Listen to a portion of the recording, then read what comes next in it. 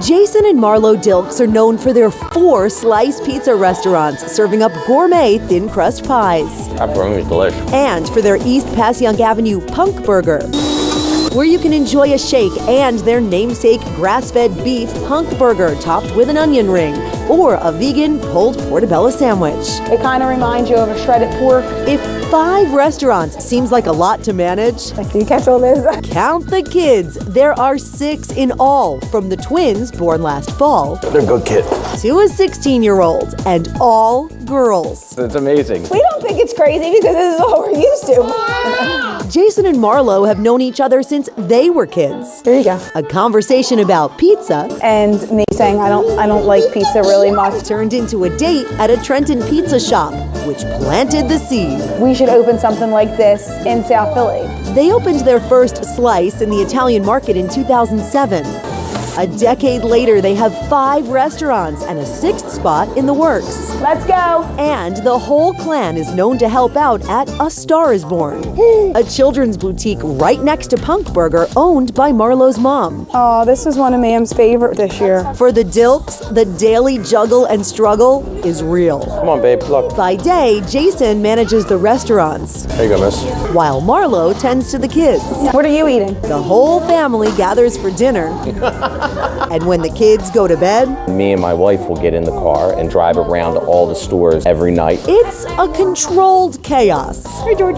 But they wouldn't have it any other way. They're fabulous. I love them. And Marlo and Jason aren't the only ones with a growing family. Our good friend Jamie Apodi is welcoming baby number 3. Another boy, but before she delivered, she found a perfect place for the whole family to have fun. A new trampoline park opened by former Eagles wide receiver Jason Avant. As an Eagles receiver, Jason Avant was known for his sure hands, not for his mad hops. But he is changing that with the opening of his trampoline park launch in Deptford, New Jersey. I enjoyed my time playing, and I'm thankful and grateful, but I knew it was just a means to get me to the place that I wanted to be, which was an entrepreneur. It was a leap of faith, years in the making. During the Eagles offseason, Avant would work in the Newark, Delaware location of Launch to learn the ups and downs of running his own business. You went from playing a game you love Yeah, to now giving kids a chance to play games all the time. yeah, still can dunk it.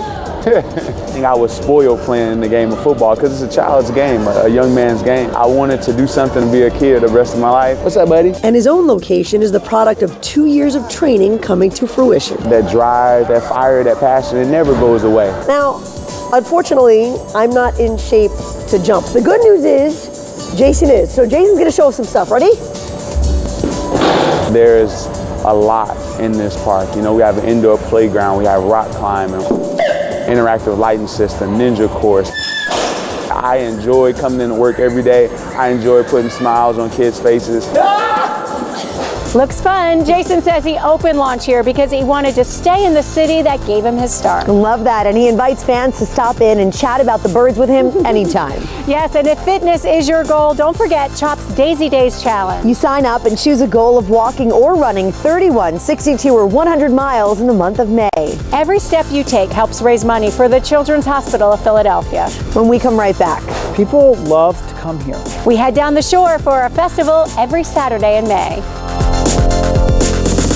FYI Philly and the Shofuso Japanese house and garden here in Fairmount Park. The house was built in Japan and moved here to Philadelphia in 1958. It is so beautiful here. From this Zen oasis in the city, we head down to the shore to visit a farm by the sea. That's fast becoming a favorite spot in West Cape May. The beach is less than a mile that way, and yet it's just bucolic agricultural land. Beach Plum Farm was born in 2007. It was fallow at the time. There hadn't been any farming here in quite a while. But the 62-acre property had been farmed for more than 200 years, and now it's back to being a food source for restaurants in Cape May and a destination down at the shore. People love to come here. Friday nights in May, they are offering their spring dinners at the farm. We do a special farm-to-table table dinners. They're limited seating. It's one table seating up to 40 people. And we cook whatever's fresh. And every Saturday in May, Beach Plum Farm takes on a festival-like atmosphere. We have some great beer, a wonderful little band, the Sundogs, pig platters of roasted pork, and all kinds of good food. The setting provides a variety of family fun activities. People can come out here, they can ride their bike, they can take a hike, they can walk around. The kids love feeding the chickens. The Amish barn acts as a centerpiece for the property with a farmer's market inside. All kinds of good food. The barn houses a kitchen where the farm-to-table food is prepared. We can see everything starting from seed. I know what spot in the ground it came from. Cape May food, and it stays right in Cape May. Their breakfast sandwich uses eggs that couldn't be fresher. Laid this morning. And bacon made right on the farm. That's from our pigs. Chef uses fresh carrots for his carrot cake whoopie pies and to top a house favorite. It's our barbecue pork with carrot slaw on top. It's farm fresh food in a fresh farm atmosphere. So instead of being a beach bum, you can be a beach plum. This place is hopping. People can't spend every waking hour on the beach. Beach Plum Farm is hosting a special Mother's Day brunch. A true farm-to-table meal, and then you can hit the beach. Perfect day. If you're spending Mother's Day here in the city, the Chamber Orchestra is closing its season with a very special concert. Music inspired by paintings at the Philadelphia Museum of Art. The centerpiece of the performance is the world premiere of music director and award-winning film composer Dirk Brose's Pictures at an Exhibition. If you've heard any of his music before, this is a major addition to the repertoire. He composed 7 works inspired by 7 American paintings in the museum's collection. It's a wonderful partnership. I would say it's one that's made in heaven. And audiences can see the works come to life right before their eyes, with projections of the paintings shown throughout the concert. It's like going to the movies, only it's still life. It's a still picture. It'll be an experience that I'm sure will be unforgettable. The Chamber Orchestra of Philadelphia performs Pictures at an Exhibition on Mother's Day and again on Monday the 15th in the Kimmel Center's Perlman Theater. And if you're in the market for some art, PAFA's 116th annual student exhibition runs May 12th through June 4th. That's right, about 1,000 works from more than 100 PAFA students will be on display and for sale. It's a great chance to support emerging artists and perhaps snag a deal from an undiscovered talent. Like that idea when we come right back. He is a love bug, as you can see. This week's Shelter Me. Welcome back to FYI Philly. And now it's time for this week's Shelter Me.